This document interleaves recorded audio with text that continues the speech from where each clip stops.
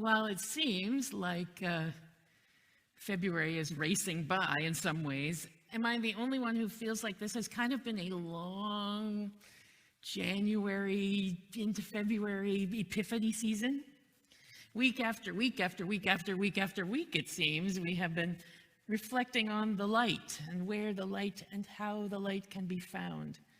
Until we finally arrive at this week, where we have a story where the light is literally reflected off Jesus, as if someone is trying to say to us, if you haven't got it by now, we're going to make it super easy for you.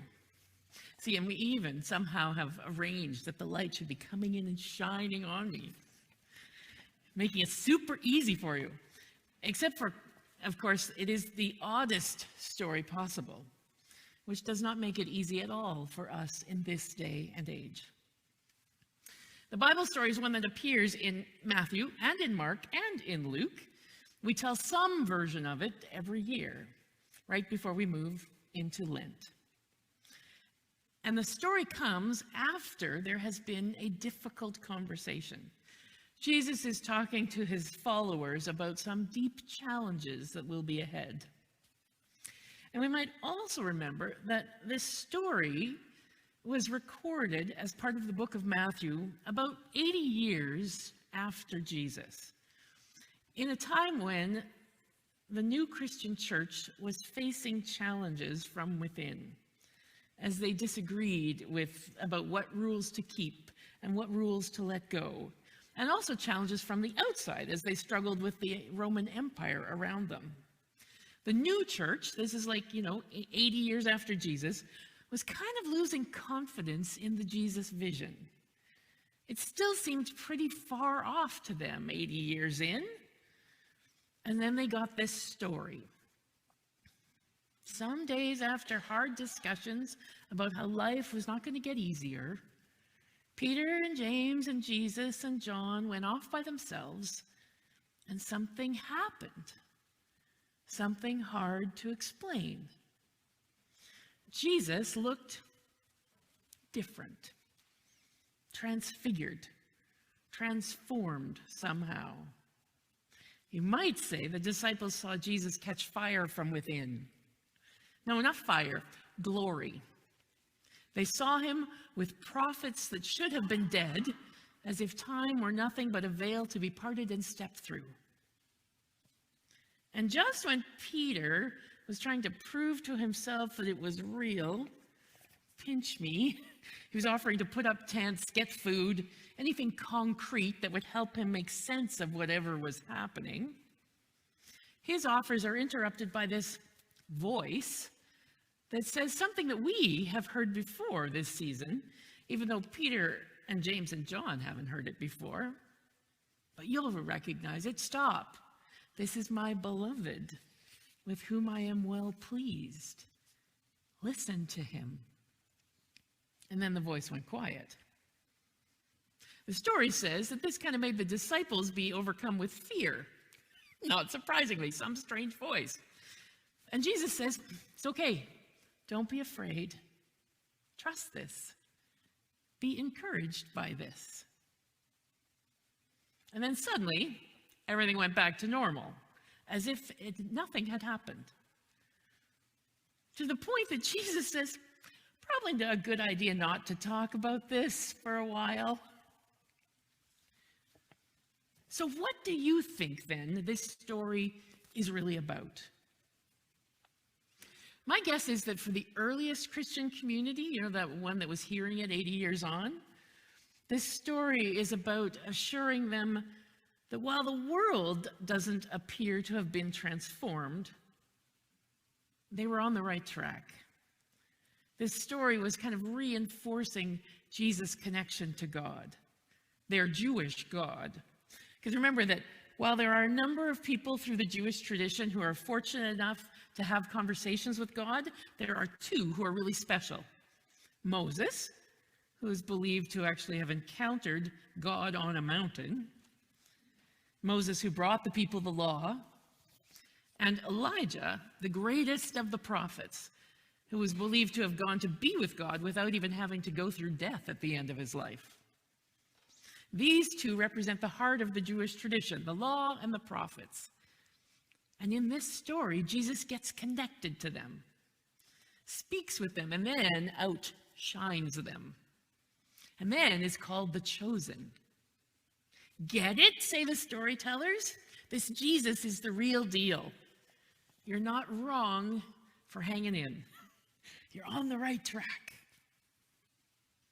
Now, I suspect that most of us don't need a story like this to tell us that there was something special about Jesus.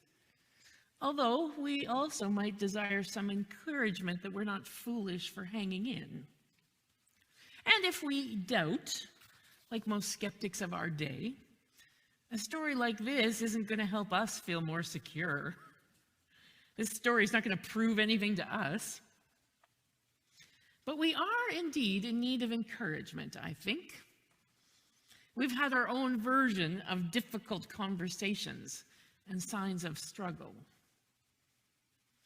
Every week I wonder what bad news we might be thinking about as we come into church.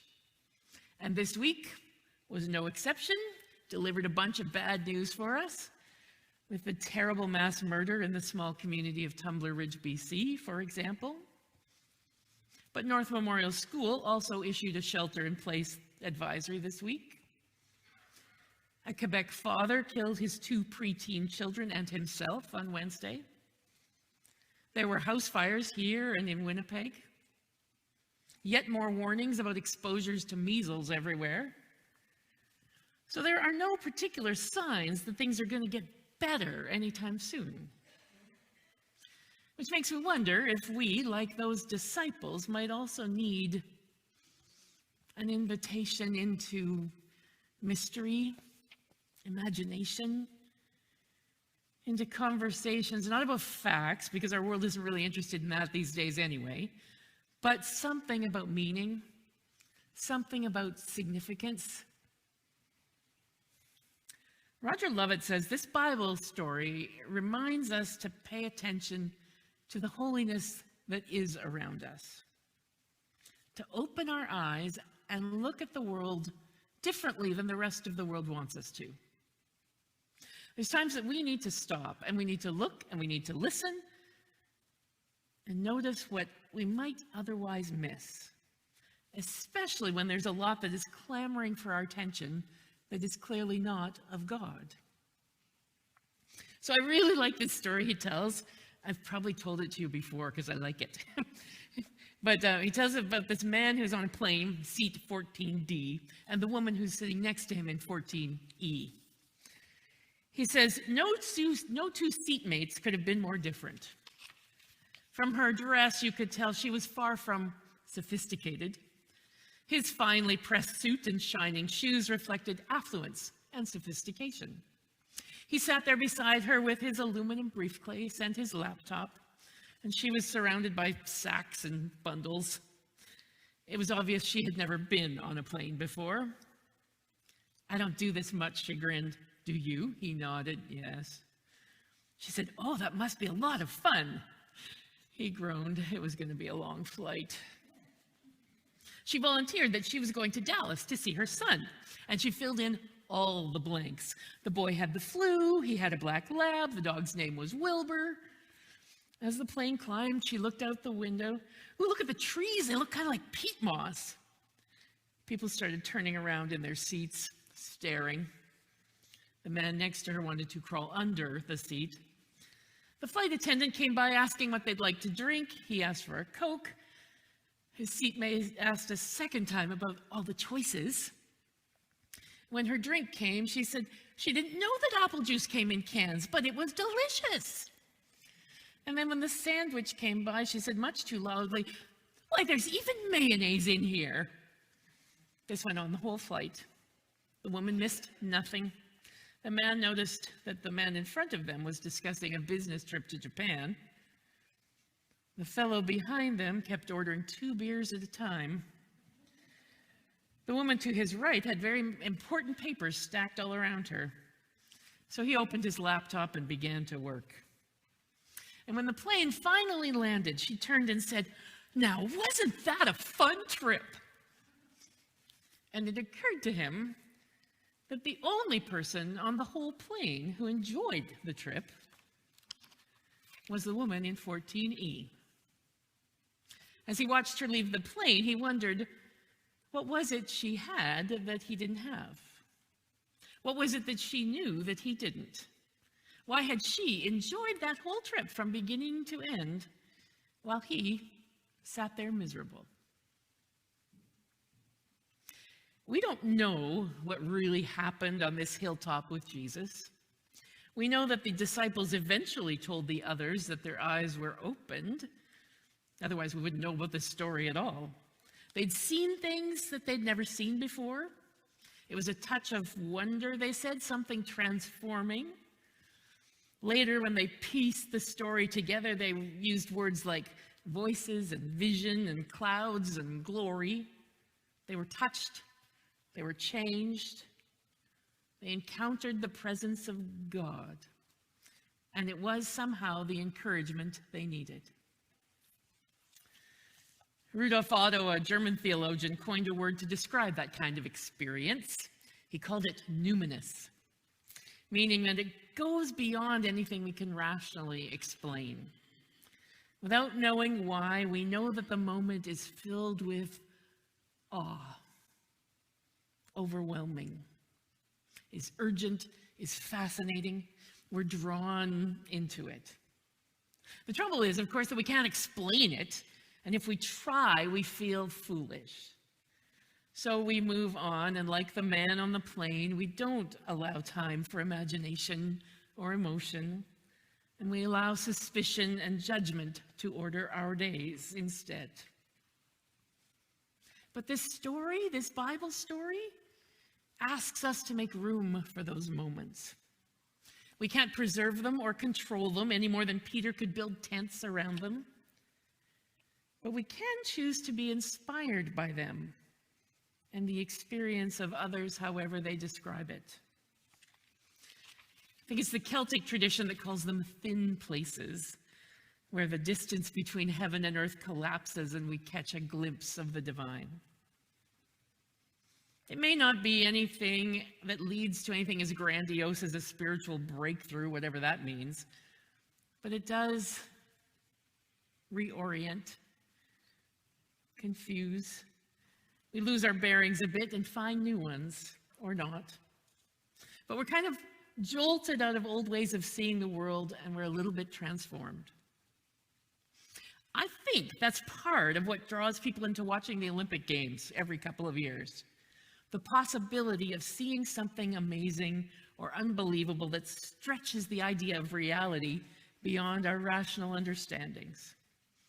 And it might be different for everyone. There was, for example, the women's 1,000-meter long track speed skating race the other day that was won with an Olympic record by a skater from Norway. I watched it, and it seemed to me to look like every other race. They were fast. They went around the thing. But then they showed the same race from the perspective of the commentators in the booth, who could not believe their eyes. Their mouths were open, they were nearly speechless, half standing, half sitting, with wide eyes as if they were seeing something amazing. They could hardly get the words out, saying like, is this really happening? I was like, I think it's happening. But they were amazed. I felt a little bit like that guy in 14D on the plane. I had no idea what they were seeing, but they were seeing something in a whole new way. You don't create these moments. They happen to you, often when you don't expect. And it's such a strange contradiction because you have to be ready and awake to notice them, but without expectation. Because nothing gets in the way of a genuine experience more than expectations, right? Nighttime talk show host Jimmy Fallon plays with this often. He'll take famous musicians and he'll put them in disguises, and then he'll take them down into the subway and get them to play anonymously to see who might notice the talent with fresh eyes. And hundreds of people will pass by without paying attention. But a few will notice. I wonder what it is that we pass by and miss out because we don't pay attention, because we're not ready to receive it, or because our expectations stop us from seeing something new. It doesn't have to be fun. It doesn't have to be lighthearted. I'm thinking about the prayer vigil event that happened in Tumbler Ridge this week. And we saw leaders from all different political parties drop all of the madness and drop all of whatever that politics is and hold hands and be together for people and with people. I think there was something there, something amazing, something good. The story says that in the presence of God, Jesus' face changed. The word in Greek sounds almost like metamorphosis. You know that process that transforms a caterpillar into a butterfly. And it says his face lit up. I think you've seen that too. Think of the face of a child seeing a birthday cake, or the feel of your own face when you see someone you love. Sometimes when we say someone is radiant or glowing. Moments when time stands still, or when things just come together as if they were meant to be. These are the feeling moments that travel with us as we go back down the mountain into the next troubling news cycle, into the next challenging experience. These are the things that will help us hang in and carry on and hold on to meaning and purpose. God is with us. We are not alone. Thanks be to God.